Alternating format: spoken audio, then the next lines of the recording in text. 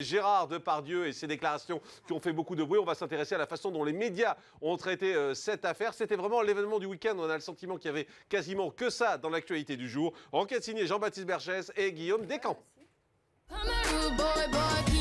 C'est la polémique qui affole tous les médias, l'exil de Gérard Depardieu. Cette polémique qui enfle autour de l'évasion fiscale de Gérard Depardieu. L'affaire Depardieu, il n'y a pas qu'en France qu'on en parle. Le comédien a pris la plume et a choisi de répondre au Premier ministre Jean-Marc Ayrault qui avait qualifié cette semaine son attitude de minable. Gérard Depardieu s'installe en Belgique pour échapper au fisc français. Le moins que l'on puisse dire, c'est que ce départ ne passe pas inaperçu. Politiques, chanteurs, journalistes, tout le monde a un avis sur la question. Je ne juge pas ce que font les autres. Chacun a sa morale, chacun a son attitude, chacun... Mais pour moi, la fuite n'a jamais été une stratégie. Ceux qui s'exilent à l'étranger, c'est pas ceux qui ont peur de devenir pauvres. C'est parce qu'ils voudraient devenir encore plus riches. Quand on a, comme c'est son cas, incarné aussi bien Danton que Cyrano de Bergerac, disons qu'on ne peut pas dire que son attitude soit pleine de panache. Dans une lettre publiée par le journal du dimanche, Gérard Depardieu affirme qu'il rend son passeport français.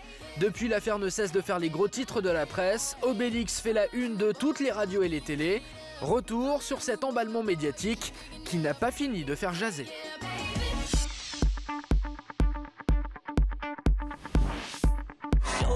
Gégé interprète certainement le rôle qui fait le plus parler de lui, celui de l'exilé fiscal, bouc émissaire de tous les Français. Depuis que Gérard Depardieu a annoncé qu'il allait quitter la France pour s'installer en Belgique, les médias ne se passionnent que pour cette affaire. Cette semaine, les déclarations du Premier ministre ont été vécues comme des insultes par l'artiste qui a voulu répliquer dans une lettre ouverte annonçant qu'il rendait son passeport. L'évasion fiscale de Gérard Depardieu ne manque pas de faire polémique, surtout depuis que l'acteur a publié cette lettre dans le journal du dimanche. Je pars parce que vous considérez que le succès, la création, le talent, en fait la différence, doivent être sanctionnés. Je ne pense pas avoir démérité, j'ai payé 145 millions d'euros d'impôts en 45 ans. Je vous rends mon passeport et ma sécurité sociale, dont je ne me suis jamais servi. Nous n'avons plus la même patrie. Un courrier destiné au Premier ministre Jean-Marc Ayrault après sa déclaration jugée injurieuse par Gérard Depardieu. Se mettre juste de l'autre côté de la frontière, il y a quelque chose de, je dirais, presque assez minable, quoi. Le monde semble ne tourner qu'autour de l'affaire Depardieu. Sur les plateaux télé, les commentaires fusent de tous côtés. Les politiques de gauche d'abord, qui ne loupent pas une occasion pour monopoliser les micros. Au-delà de la personnalité, au-delà du talent, c'est une forme de déchéance que je trouve dommageable. On ne détermine pas son passeport en fonction de sa fiche d'impôt. Ça ne me lâchera pas le début d'une goutte de larmes. Quand on déserte, on ne vient pas donner en plus des leçons de morale aux autres. Et en l'occurrence, on regrette que Gérard Depardieu ne retourne pas au cinéma muet. Ceux de droite ensuite qui en profitent pour taper sur la politique gouvernementale. Le propos du Premier ministre était violent. L'insulte ne peut pas tenir lieu d'argument dans une démocratie. Que le Premier ministre tombe à ce point dans l'insulte, dans l'invective, parler de minable. Mais où en est-on avec ces ministres et ce gouvernement? Jusqu'où va aller l'insulte? Surtout que ce n'est pas la première fois pour M. Ayrault. Je suis très triste de voir qu'un Français aussi emblématique que Gérard Depardieu non seulement s'exile, mais rend son passeport français. Parce que c'est ça le sujet. Et je suis très triste, mais j'ai envie de dire... Voilà, il faut que le gouvernement fasse aussi son autocritique. Même les plus grandes stars du showbiz se sentent obligées de donner leur avis sur l'exil de leur ami Gégé.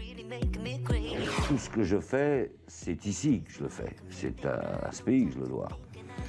Alors si je me mettais à leur dire maintenant, les mecs, vous êtes dans la merde, excusez-moi, je prends l'oseille et je me tire, je ne me regarderai pas bien dans la glace. Je dis qu'il ne faut pas énerver Obélix, que c'est une mauvaise idée.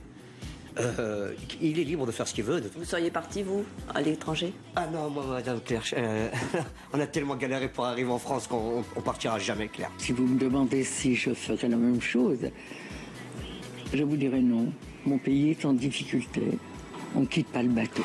Impossible de passer à côté de cette polémique. L'affaire Depardieu est omniprésente dans les médias, en France, mais aussi en Belgique. La Belgique où le petit village de Néchin est maintenant assiégé par les journalistes. C'est là, à quelques kilomètres de la frontière, que Gérard Depardieu a décidé de s'installer. Ici, pas d'impôt sur le revenu et pas de plus-value sur le patrimoine. Autrement dit, un petit paradis fiscal pour de nombreux riches. Sa carte d'identité, il peut l'avoir, il est domicilié ici et il a accès en tout cas aux soins de santé. Je crois qu'il n'a pas accepté le mot minable et donc voilà, Lui, sa décision avait déjà été prise de s'installer ici à Néchin et je pense qu'il est conforté dans cette décision. Gérard Depardieu semble bien décidé à vivre heureux dans cette contrée belge, loin du confort de son ancienne demeure parisienne. Un hôtel particulier qu'il met en vente 50 millions d'euros.